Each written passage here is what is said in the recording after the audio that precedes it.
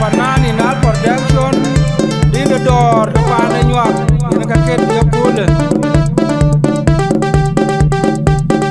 la lo ma kura ne ma no unje loi bang Unu dumja, unu bolu manya kudadare, kumanya ngadeng biara bin pada wangule. joro ma kura ne ma no unje loi bang Unu dumja, unu bolu manya kudadare, kumanya ngadeng biara bin pada wangule. la lo ma kura ne ma no unje loi bang Unu dumja, unu bolu manya kudadare, kumanya ngadeng biara bin pada wangule. joro ma kura ne ma no unje loi bang Unu dumja, unu bolu manya kudadare, kumanya ngadeng biara bin pada wangule. Lang la ka mu ma kweli ju ba barang ya la ra ye ke te na jolo biara nga nga ya unda ke ton yen wa ye una kwe to wa pyo te ko dil ko do ti na bu lo e pa na ne ga Yorobu, mizu unji belu keme morgue wede. Wai mom dawu uzi bunga budora biba jenga tok. Yorobu,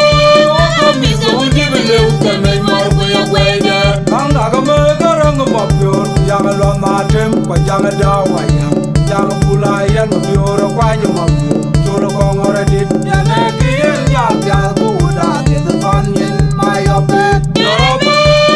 mizu unji belu keme morgue wede. Wai mom dawu uzi bunga budora biba jenga tok. Yorobu,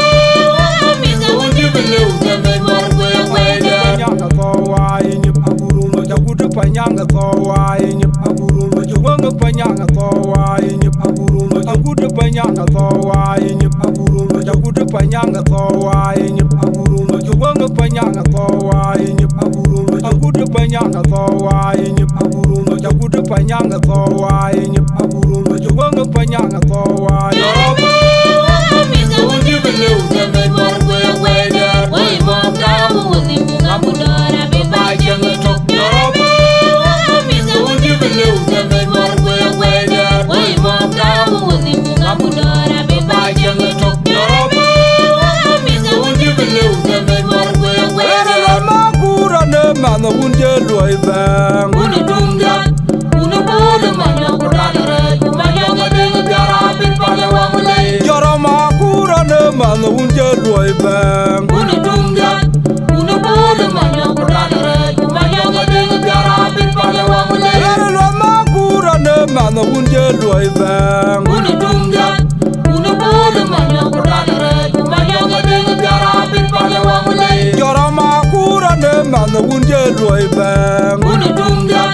unu bolu manya kudadare, kumanya ngadeng biara bin pada wangule. lang la ka mu ma kweli ju ba barang ya la ra ye ke te na jolo biara nga nga ya unda ke ton yen wa ye una kwe to wa pyo te ko dil ko do ti na bu lo e pa na ne ga Yorobu, mizu unji belu keme morgue wede. Wai mom dawu uzi bunga budora biba jenga tok. Yorobu, mizu unji belu keme morgue wede. lang la ka me ga rang ma pyo ya ga lo ma tem ko ja ga da wa ya ga bu la ya no pyo ro kwa ni ma pyo jolo ko ngore dit ya ne ki ya ya bu da ti the ton yen ma yo pe Yorobu, mizu unji belu keme morgue wede. Wai mom dawu uzi bunga budora biba jenga tok. Yorobu,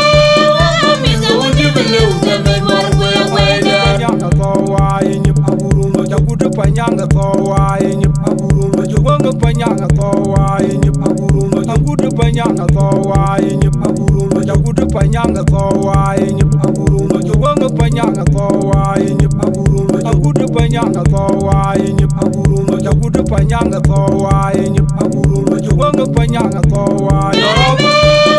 mizu unji belu keme morgue wede. Wai mom dawu uzi bunga budora biba jenga tok. Yorobu, mizu unji belu keme morgue wede. Wai mom dawu uzi bunga budora biba jenga tok. Yorobu, mizu unji belu keme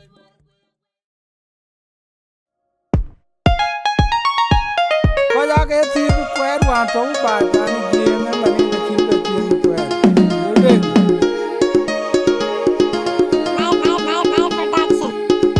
anang ya lo do na ke ti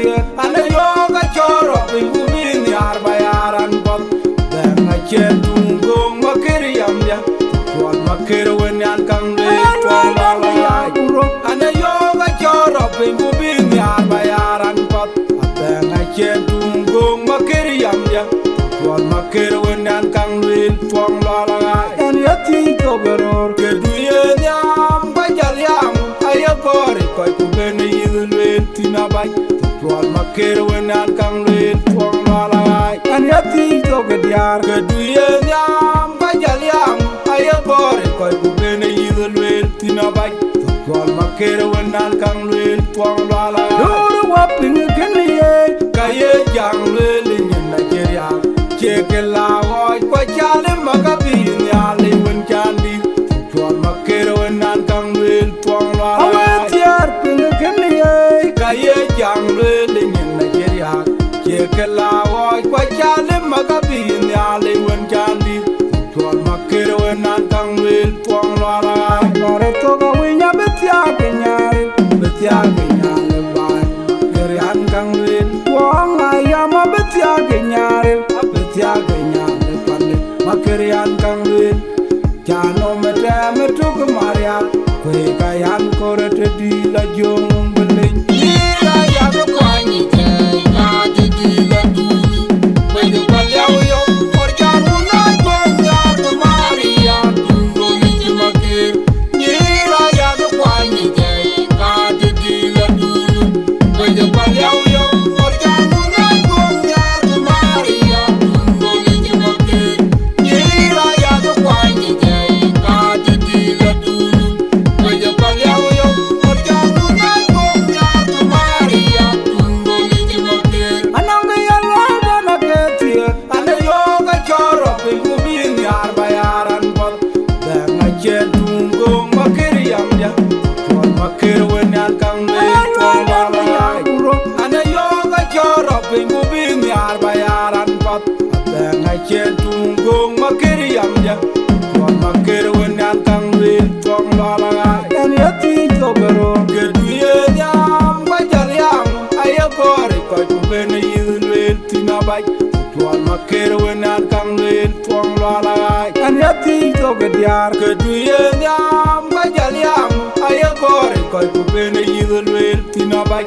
twal makir wenan kang lwel twang la nore to ga winya betia kenyare bai kerian kang lwel twang ayama betia kenyan piat betia kenyare pande makerian kang lwel jano mete metu kemaria kwe kayan korete di la jong beleng ira ya ko kwani te ka di la du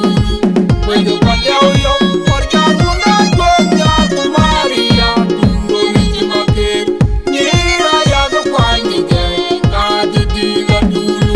kwe de palya yo por jano na ko ya maria do ni makir ira ya ko kwani te ka di la du